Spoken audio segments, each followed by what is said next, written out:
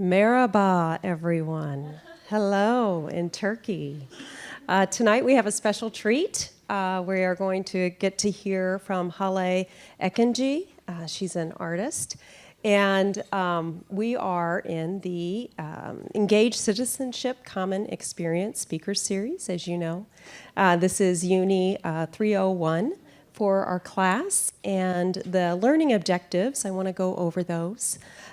Is recognizing the social responsibility of the individual within a larger community, practicing awareness of and respect for the diversity of cultures and peoples in this country and in the world, reflecting on the ways involvement, leadership, and respect for community occur at the local, regional, national, or international levels, identifying how social systems such as economic, political, and legal systems may impact individual development, engaging in open-minded and ethical decision-making and action, distinguishing the possibilities and limitations of social change. I also want to remind people that audio and video recording of this event without express written consent is prohibited. And we also, as my visual aid, please silence and put away all of your electronic devices for tonight. My name is Deanna Zercher, and I'm the discussion facilitator and co-moderator with Allison Lacher, who is the gallery director here at UIS. And I'm going to turn it over to Allison to introduce our artist for the evening. Thank you. Hi, everybody, and welcome. As Deanna said, I'm Allison Lacher, and I'm the director at the Visual Arts Gallery. And it is my pleasure to be introducing our speaker today, Hale Ekinci. First, I'd like to announce that in conjunction with this speaker series event, the Visual Arts Gallery is hosting an exhibition of works by Hale. That exhibition is called Motif Silent Language. And I invite all of you to join us at the gallery after this talk. There's an opening reception tonight, and you'll have a chance to see the work in person that you're seeing in the lecture, at least a lot of the works. And maybe you can talk to Hale if you have some questions, and we'll have some refreshments. So that exhibition is on view through November 17th, so if you can't join us tonight, there'll be more time. And now I'd love to introduce Hale. So Hale is a multidisciplinary Turkish artist based in Chicago. She received her MFA in Interdisciplinary Arts and Media at Columbia College Chicago and is currently an associate professor of art and design at North Central College. Focusing on personal history, hybrid identity, gender politics, and craft traditions, her works vary from videos to embroidery paintings embellished with vibrant colors, patterns, and cultural relics. She was recently a Sputnik Press Cooperative and Facebook Chicago Artist in Residence. Her work has been exhibited nationally at Expo Chicago, Studio Gang, One After 909, Woman Made Gallery, the South Bend Art Museum, Colleen Museum of Art, St. Louis Artists Guild, and Queens College Art Center. Her videos have been screened internationally, including New York City, Berlin, Warsaw, and Jerusalem. She has been awarded the Figure and Fiber Award by Surface Design Association and completed residencies at Acre, Jawar Barcelona, Momentum Worldwide Berlin, Elsewhere Museum, and Chicago Artists Coalition. So please welcome Hale Ekinci.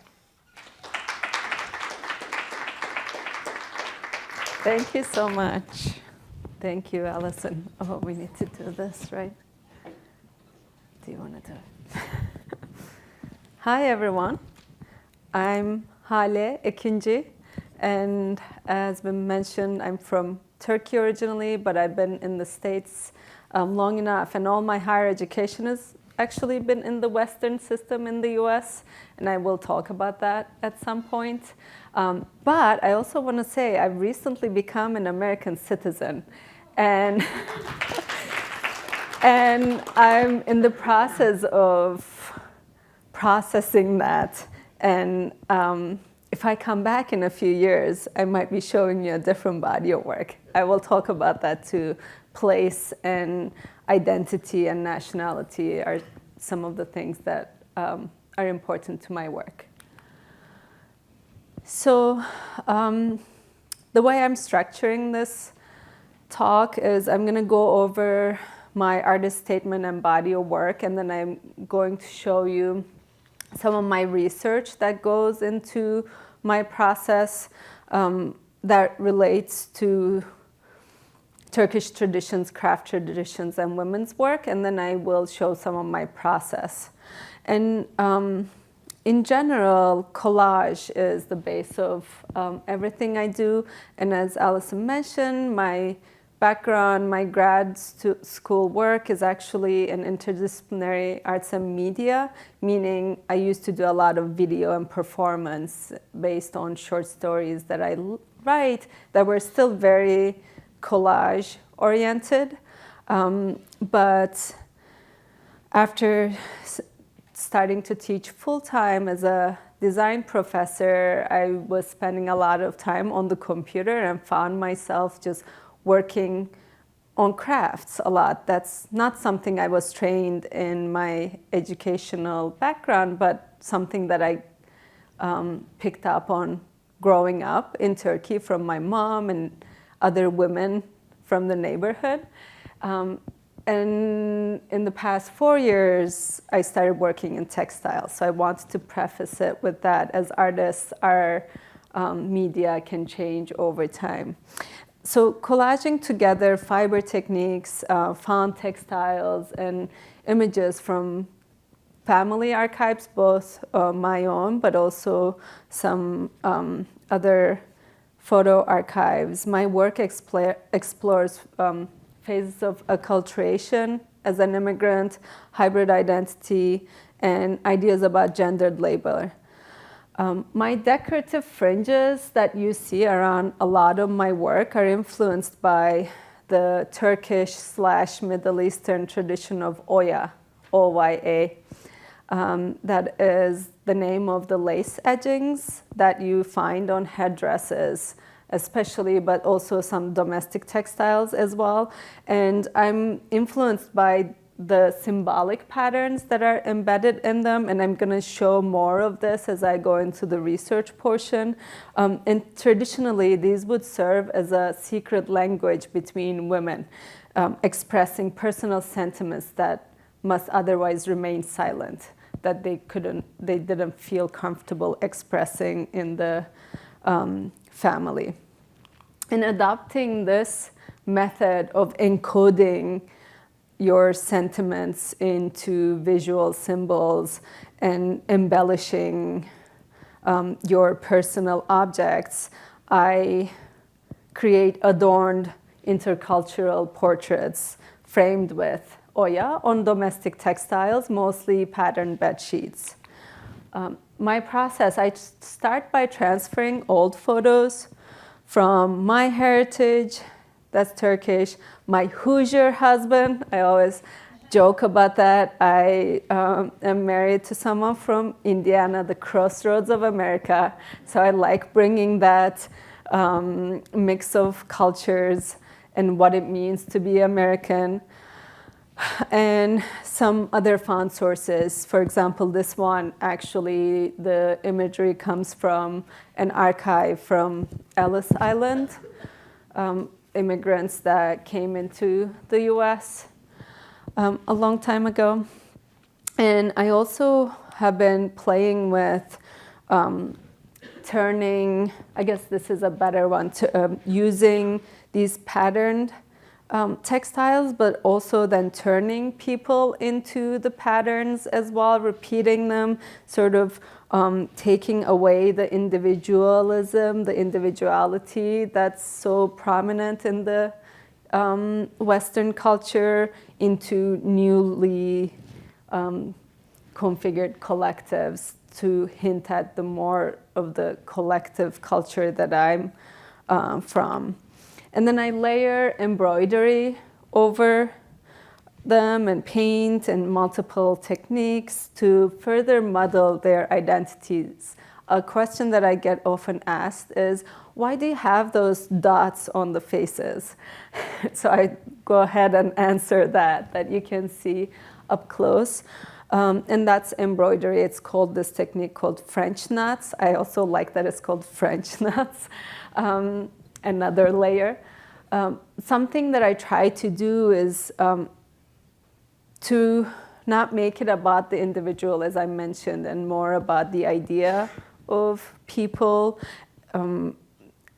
But you can still get close and recognize them if you're really interested. But from far away, they're all similar entities that are connected by these dots.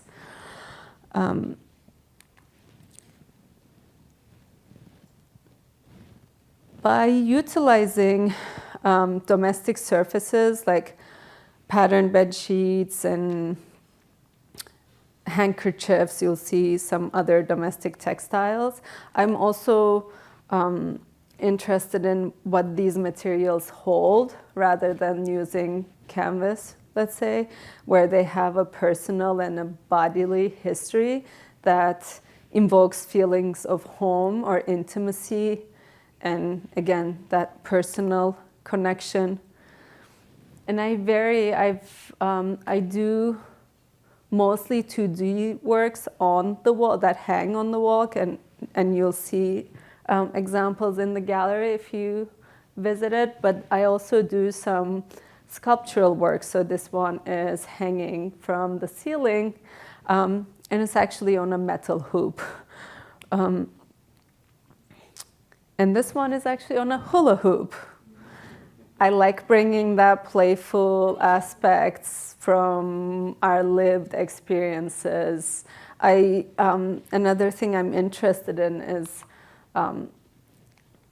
crossing disciplines, but also by utilizing these materials that are in our daily lives, or especially domestic spaces that are more traditionally attributed to women's or female labor.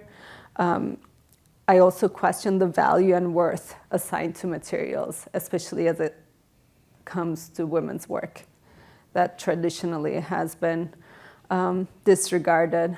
Like, I'm sure all of you have works in your grandmother's or your mother's places where they've labored and made things that are visual and have craft in them, but you would never see them hanging in a museum or a gallery wall. So I'm interested in that as well, bringing that into the gallery space. And the final step in my process is doing the oya around the edges, adding the crochet pieces. And sometimes as I mentioned, these would hold meanings for women in the traditional sense. So I play with that idea too and make up my own motifs sometimes. And this one, for example, I was playing with green card. So it's like these little green cards. It was the year where I got my green card. So I was paying homage to the women that bring their personal experiences into their work. And similarly, I use Islamic tradition of ornamentation, which are the embellishments you see, especially like this, the tulip figure, and I'm going to talk about that in a little bit. But something I'm interested in mixing that with portraiture that's not traditionally done in Islamic art, is that typically the ornamentation has been put aside as just like mere beautification, embellishment. It's not important, whereas the portraiture is the important element, the emphasis. And there's this hierarchy. Even in design language, you talk about dominance and hierarchy. And I'm interested by sort of creating this tension of adding the ornamentation, and some of the research I've done into patterns in psychology and perception talks about how ornamentation can actually trigger tension by teasing us in our in the periphery of our vision, and like grabbing attention away from something. So I like that play of where is the figure, where is the ornamentation. Also, that mimics different strategies of acculturation for me, which are integration, separation from, assimilation to, or social marginalization. So that play between ornament and figure, in a way, to me, mimics the one and the other, and how those two correlate. So I mentioned some of the things behind my research as acculturation, craft traditions, gendered labor, communication, and symbology. And I'm going to go into this slide where all of the origin of my work stems from looking back into my heritage.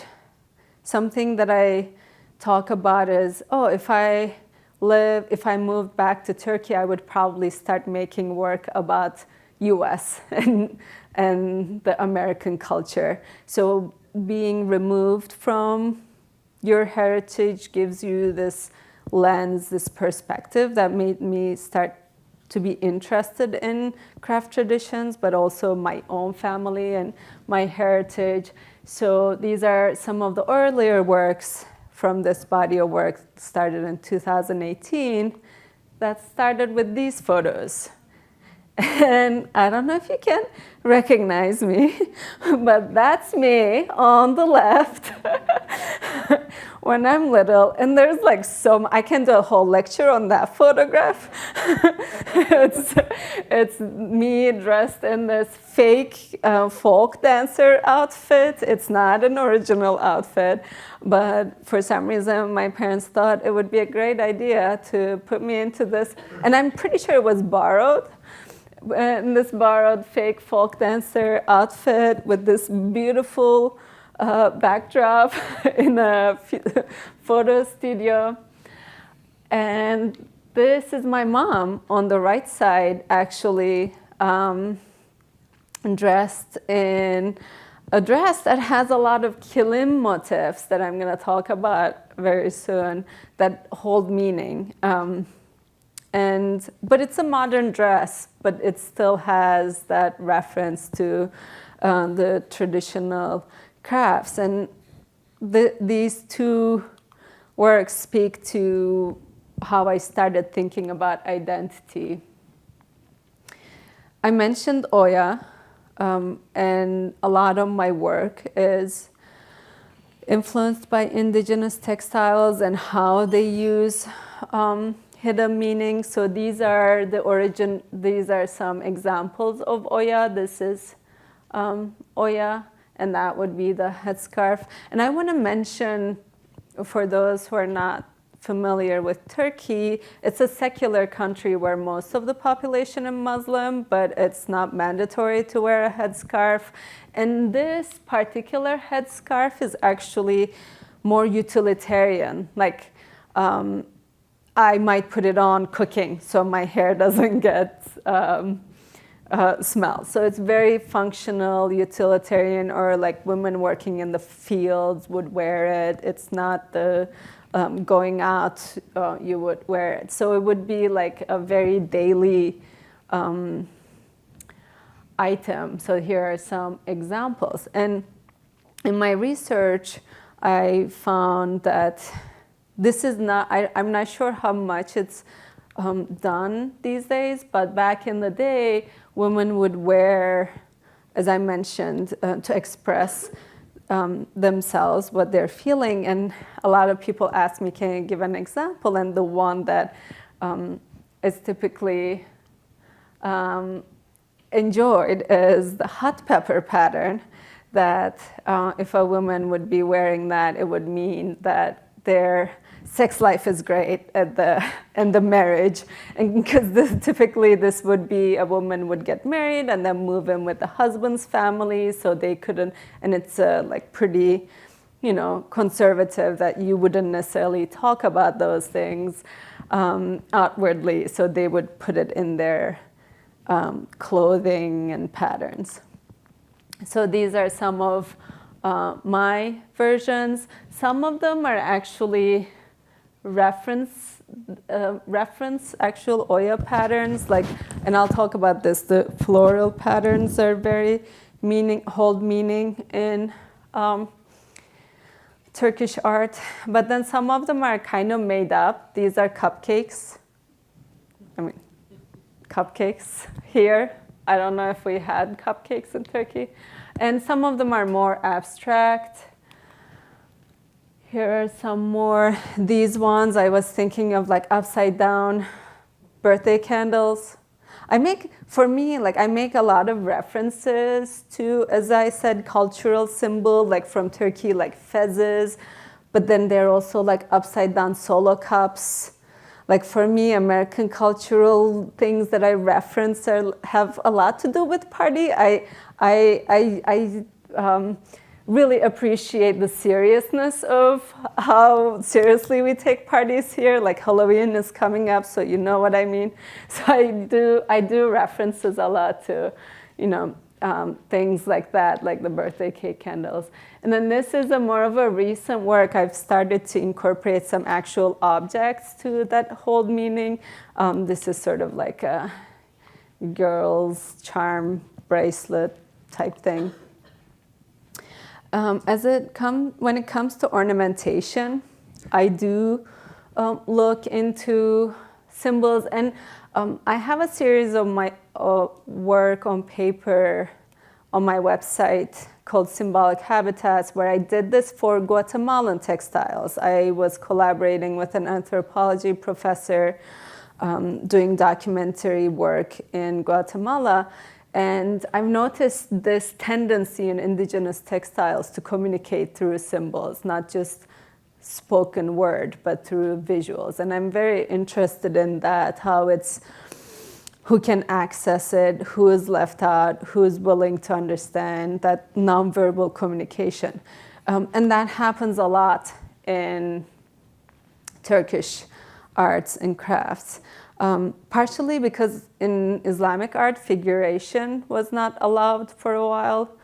But a lot of these symbols actually go way beyond. If any of you know about Mesopotamia and where Turkey is historically, a lot of these are even older symbols. And I have this little dictionary for myself where I find out what each symbol means and make a note of that.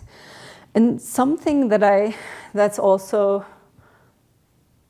inspiring to me is that a lot of these symbols were, again, used by women in their crafts, like the kilim weavings and rug making was something that was done by women a lot. And they would embed these symbols into their works. That was like their creative outlet. And it would talk about, again, what they're feeling, what's going on in their life. Or sometimes it could be an amulet. I'm also fascinated by these power we give to objects that we make through the symbols. So I use those references in my work. So remember that photo of my mom? This portrait originated from that. And I looked into the meaning of the patterns on her skirt, and some of it means, some of them mean women that would be equal to abundance and fertility. Some of them mean bravery. There's a very common water path symbol that comes from even ancient times that speaks to rebirth. And I started using those in my work, embedding them, almost like creating sentences with those. And then this series, I also have some other techniques, like the background is photo transfers from protests. I'll show the bigger version. And then there is this pattern comes from another headscarf that has Oya, so I like the patterns on the headscarves themselves, and then this part is painted.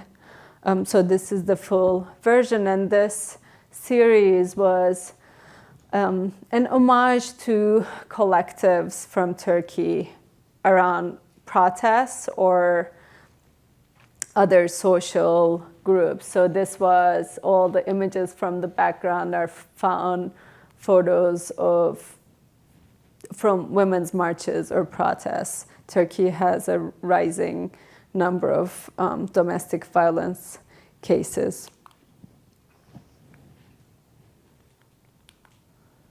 And this was actually from protests around headscarf ban.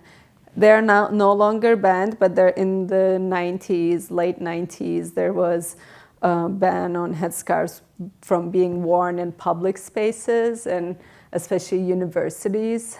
And that was a very controversial thing about access for women.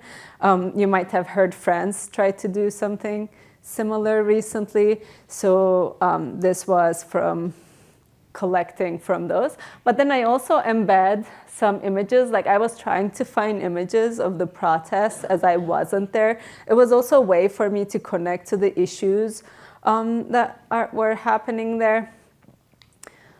And I kept getting these like fashion photos. Like it was so hard to find protest photos. It was more about the headscarf fashion, because there was also a period where it became a political stance to wear headscarves, and it almost became like a popular item. So it was very interesting trying to do research about it from far away.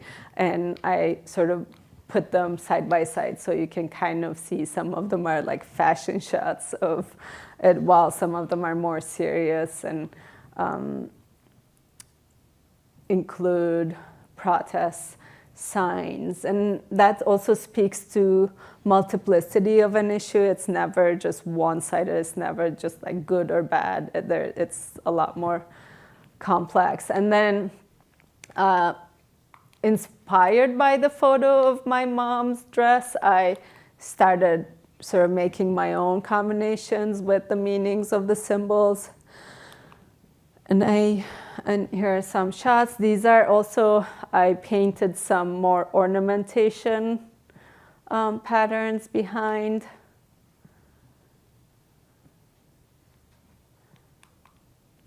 And some more uses of ornamentation from other materials that inspire me. That Turkish tiles are a big, have a big history.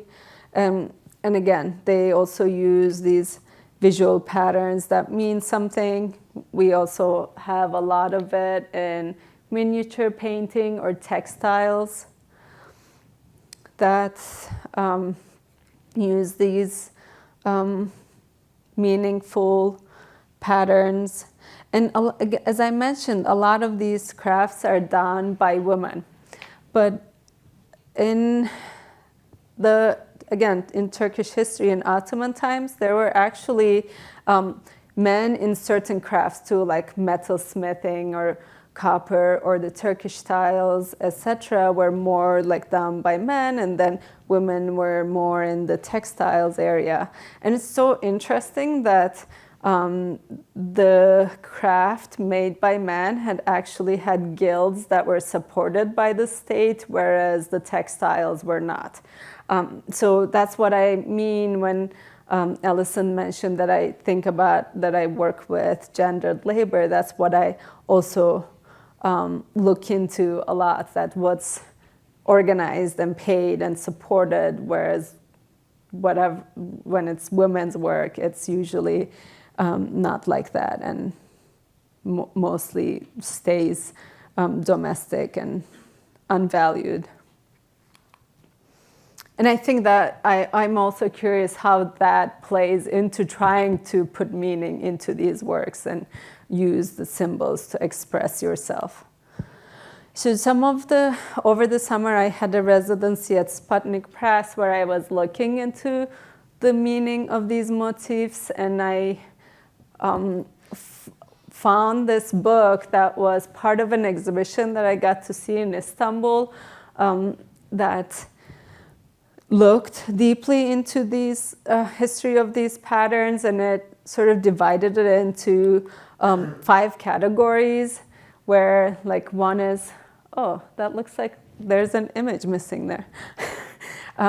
It divided all this, it's like a book this thick of all the patterns, and it talks about like different categories like life and power, nature, figurative, and order and harmony, and space. So this is something that I'm obsessing over these days and looking into and finding their meanings, like this tree of life. It speaks to power, and I've been doing like adding block prints on top of my paintings and embroideries. Another thing I love is color, if you haven't noticed. And something about that, I feel like in a recent artist talk, this came up, that we have this like careless use of color in our daily lives, that like it's everywhere, especially in domestic spaces too, like mismatched, whatever, all this color. But then when you go into an institutionalized space or design space, lack of color is emphasized. And I found this book that's very interesting by David Batchelor called Chromophobia. And I want to read this short quote, that the central argument of chromophobia is that a chromophobic impulse, a fear of corruption or contamination through color, lurks within much Western cultural and intellectual thought. It attempts to purge color either by making it the property of some foreign body, like the Oriental, the feminine, the infantile, the vulgar, or the pathological, basically everything I hold dear, or by relegating it to the realm of the superficial, the supplementary, the inessential, or the cosmetic. So I love embracing color, partially because of this sort of political perception of it as well, between like West and East. And whenever I talk to people from other cultures, they always say my work feels very close to them. Like I live in a mostly Hispanic neighborhood of Chicago, and my neighbors, and anytime they see my work and I talk to them, they mention how familiar it feels. So I value that too, that I'm unapologetically colorful and screaming through color. Another thing that I mentioned from the motifs, one thing that's nature, and this is a little bit forward-looking. I've been thinking about food and nature and humans' relation to nature and our tendency to try to bring it back into our space, but usually in a controlled way. And of course, how that means for what that means for the environment. That's like where I'm thinking of going in the near future. But some of the patterns that I use also revolve around nature. And pomegranate is a very important, this is a block print of a pomegranate pattern. It's a very important figure in Islamic art. You see it in Iranian art a lot as well. And it's sort of the symbol of prosperity and life in general, because it's one thing, but there's like hundreds of them, the seeds of it inside. Tulip, this is fascinating. You'll see a lot of it in Ottoman art. Apparently, the Arabic spelling of the word is, if it's spelled backward, it's how you would spell Allah. So that's sort of part of the reason why it became big. And it's become, I don't know if anyone knows this in history about tulip mania. Does anyone know this? Google tulip mania after you leave. It's fascinating, but there was a period in 1600s where it became sort of like a stock market crash thing just based on tulips, that people went crazy over tulip bulbs. So there's like other political history to it too. It's a very popularly used figure that I bring into my work. Similarly, carnation, you'll see a lot of carnations that symbolize love, but both of them also symbolize power. And these are some scans from that book of different versions of the patterns. And speaking about my process and materials, I mix a lot of media, including photography, painting, printmaking, embroidery, a lot of things. This is a recent work where I actually used silk screen. It's on a fawn handkerchief, some beading, some embroidery, some more close-up. So typically that one, the photograph is silk screen, but typically I would use solvent to transfer the photo onto fabric and then paint over it. So you might notice these are some tulip patterns and some beads, sequins, and embroidery. Some painting, again, solvent transfer. And I also collaborate with the fabrics that I find. I go thrifting a lot and find these fabrics. One nice experience was that somebody came to me at my show and said, "Oh, I just saw the same bed sheet at my grandpa's house this weekend while we were like clearing his place." And it was a really nice connection. So I like that local history, finding that through the materials that I find. And then I bring the pattern, like I play with the pattern that comes from the bed sheets as well. And then put my own patterns or my heritage's patterns. And some close-ups of Oya that I do. I use some fringes. This also is a little bit has a little bit dimensionality to it. Over the years, I started with like rectangles stretched onto frames like a Western painting. And slowly I moved away from that. I was like, why am I trying to force this into a Western painting format? And I've embraced the fabric. And more recently, I've also embraced how the fabric relates to the body and how it lays on the body, or as a fashion item where you can pleat it. There's boning in this. This one is in the show here. If you want to see it in person, it like juts out of the wall. This one is, I was exaggerating the Oya. So this one, the Oya comes all the way out and it's no longer a border, it becomes the main thing and you have to peek through it to see the portrait. This one is also there. I purposefully didn't show the full work, so you can go see it in person. Again, I think I talked enough about my process, but I find the photos, edit them digitally. I teach a lot of digital art, so even though I do a lot of craft, hand-based work, I use a lot of digital techniques in the back burner, like editing the photos, collaging them, and then transfer them to fabrics, or do silk screen and block printing, paint over them, embroider, and then I do some stitching and sewing. I've done a little bit of quilting, although quilting is really hard, and some sculptural techniques as well. So here are some process shots of my work. I have tins of embroidery thread.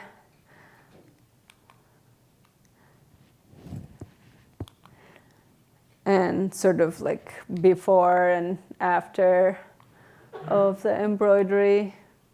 and the crocheted edges. And something I want to mention about Oya, in case you didn't notice, original Oya is like very tiny, very delicate. I purposefully blow it up, make it more crude, use yarn. You wouldn't normally use yarn. It wouldn't be this big thing.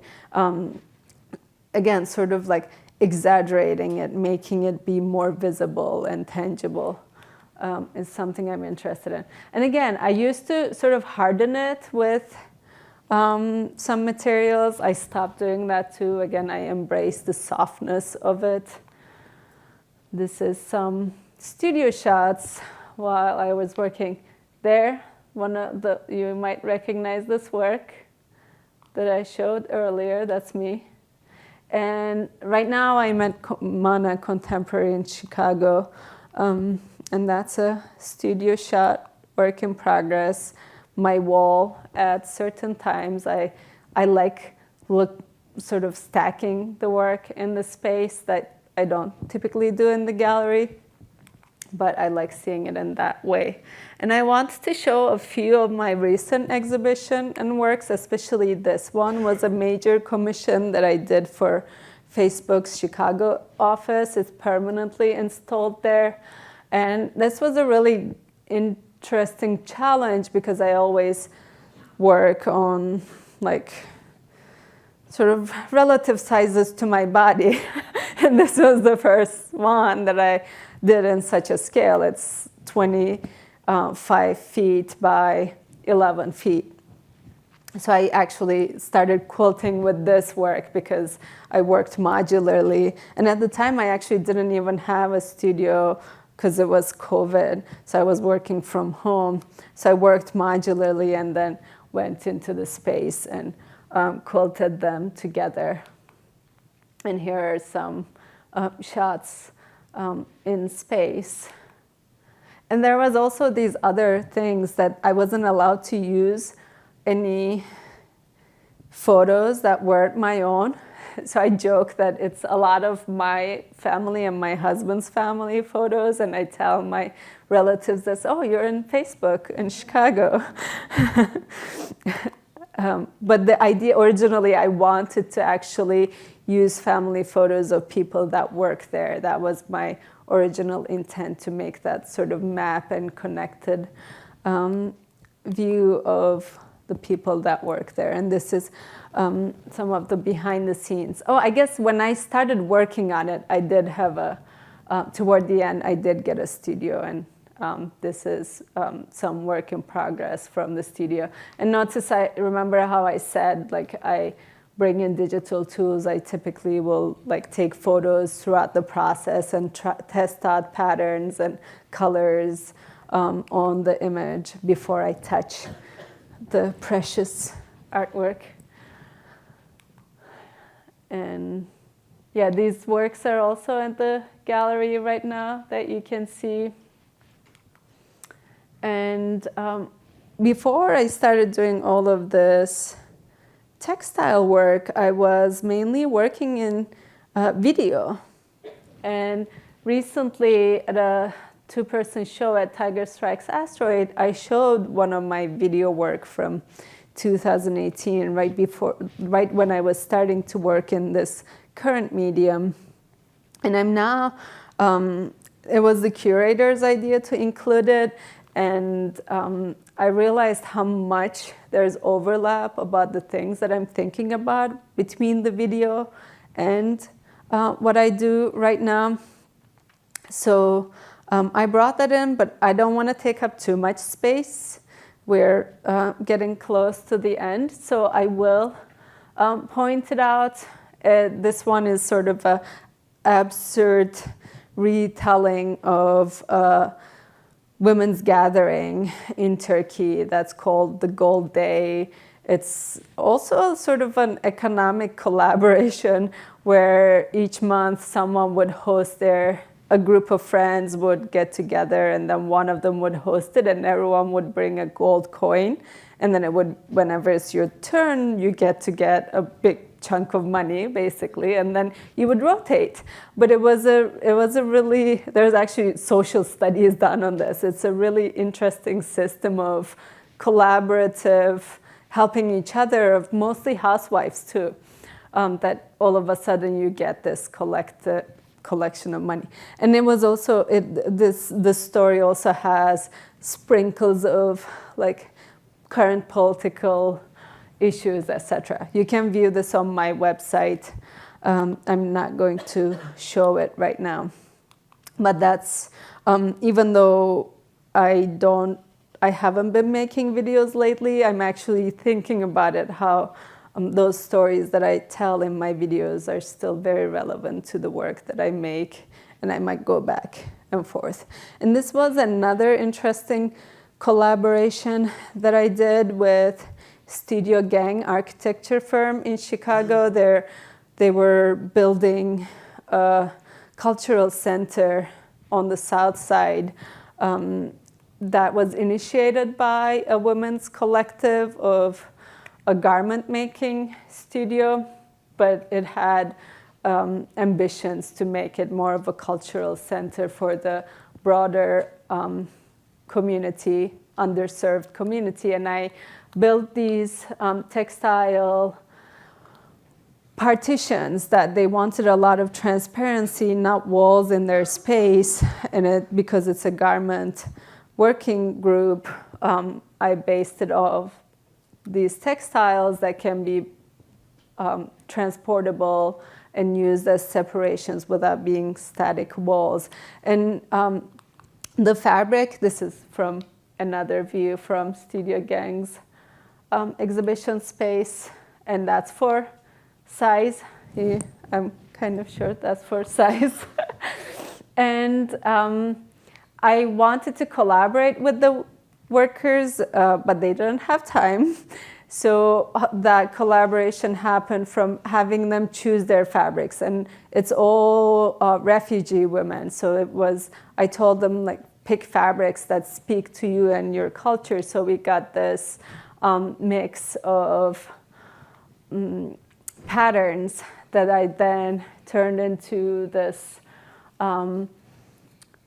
composition, and some of it actually has these silhouettes cut out. So it starts sort of this abstract landscape / maybe a fire that's igniting a movement that turns into silhouettes of people. And some other exhibition shots, terrain exhibitions. I was part of it in Chicago Uptown. And these were family shots of people that lived in the building that I used. And I think I will stop there. And thank you for being here and listening.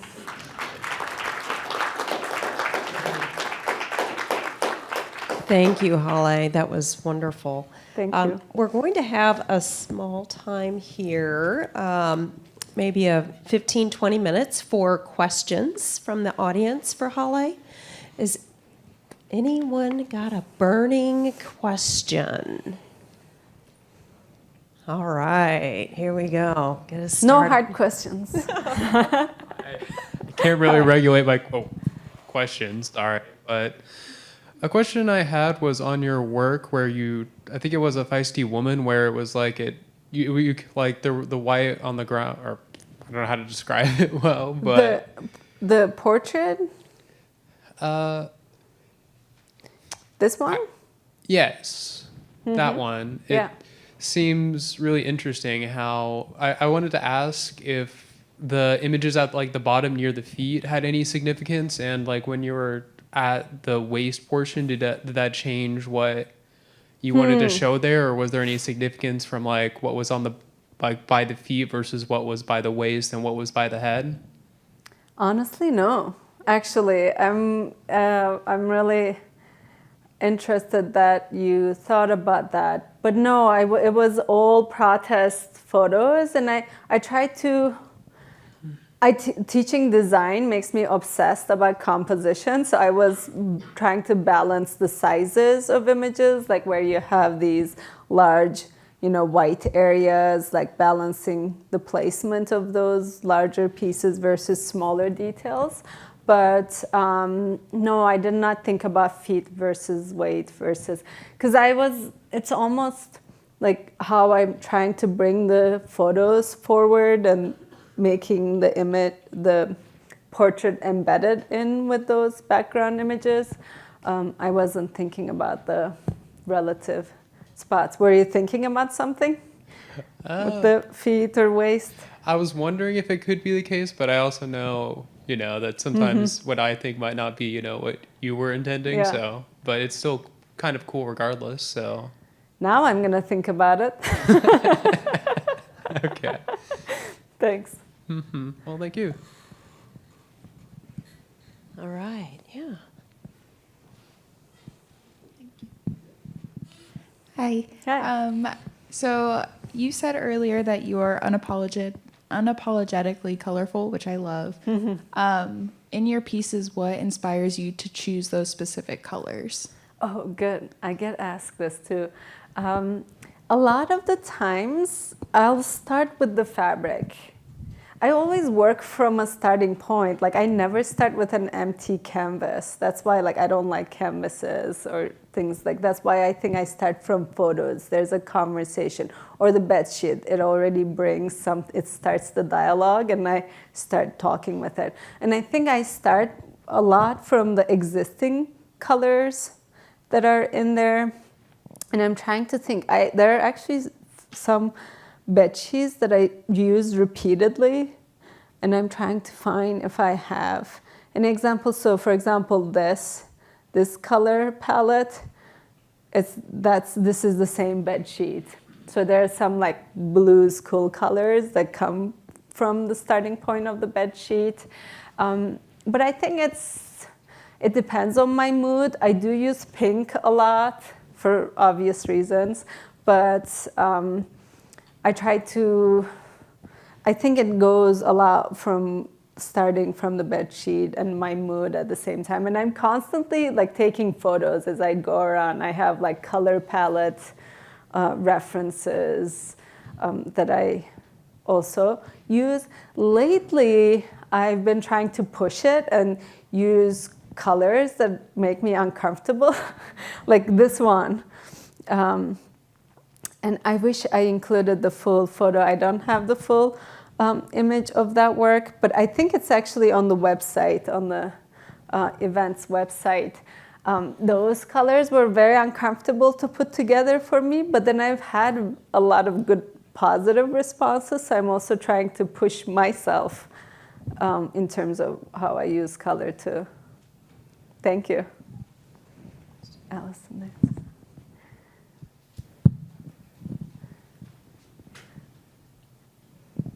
Hi. Hi. As an artist, what would you say has been the toughest thing that you've had to go through? Ooh, can you narrow it down a little bit? Because there's a lot. Okay, so have you ever gone through a spell where you felt a creative block or anything? Okay, so as it relates to art making. Yeah. Oh yeah, that's why I think I've changed what I do so much. In undergrad, I double majored in computer science and art with a design focus, but also drawing. And I was doing these photo transfers with drawing on paper. And it was so black and white, and I wanted to push into color, but I didn't know because I wasn't necessarily painting, and that's how I evolved into photo-based collages. And then in grad school, I sort of abandoned that and made video. But then when I got a full-time job teaching, it was really hard to find the time to make these long video projects that demand a lot of consistent time. And that was a tough phase that, okay, I'm so involved in teaching, figuring that side of my career that I sort of stopped making. And that was when I started just doing crafts, just knitting on my own, just embroidering for fun. And that's when I realized that, well, that was a kind of a tough period, actually. I couldn't go back. I was doing illustrations just for fun, not showing them anywhere. And actually going to an artist residency called Lacher, that's where I met Allison, actually. That started my creative outlet, switching from video making to the textiles. And that's been something as a positive to that. I started going to residencies to immerse myself into intensive chunks of time where I'm just supposed to be making and be surrounded by other makers. And that's been very helpful to do that over the summers or here and there. But yeah, of course, like right now I've been going through, okay, I don't want to make the same thing again. What's next? What am I going to do? What am I going to talk about? That's why I mentioned that I'm starting to think more about like nature and our relation to nature. So I feel like artists always go through those little phases. But I think like switching to full-time teaching and finding the balance was the hardest. Thank you. Thanks.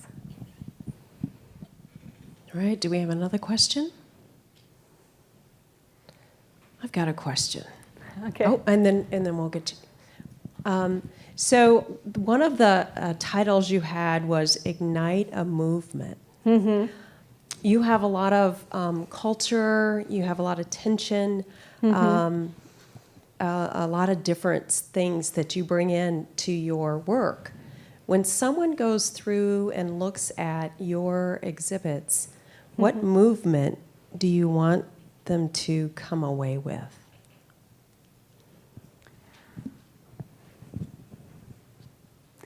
I think probably curiosity about other cultures, about hidden meanings, about people that don't speak up or communicate through words. That's something again, as a non-native speaker, I don't like that we give so much emphasis to just verbal language, hearing other forms of communication, paying attention to those things, I think, and then being curious about other cultures and what those mean, and hoping to break some of the hierarchies between the Western art world and the rest. I think probably those. But then there are also a lot of things that I value too, like personal stories and histories and women's work, things like that as well. But I think if I had to pick like one thing, probably being curious. Thank you. I think we had a question over here. Hello. My question is, do you have a favorite art piece, and why does it hold so much value to you?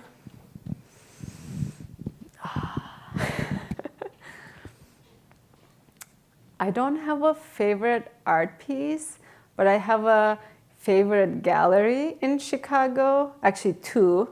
So I'm breaking all your question rules.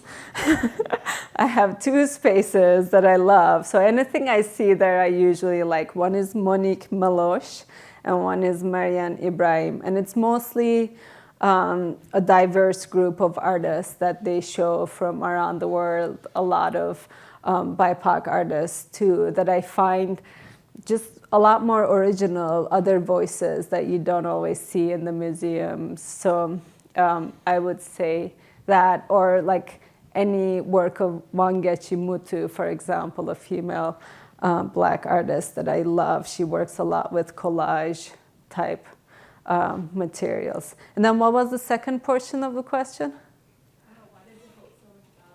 Why does it hold so much value? Oh, I think like how it moves you, like in a good work that I see, you can't always describe it. And I love ambiguity too, that again, things that you can't describe in a verbal way, it's just a feeling you get, and how it's not prescriptive either, that it's not like reading a novel or a book. It can be so open-ended and up to your interpretation that it's just like your perception of it can only be your version. But I also love, like, I'm a sucker for visuals, so there's also that personal satisfaction that comes from looking at a visual, colorful, patterned, textured thing that happens in the art that is very satisfying to me. Like food, like good food.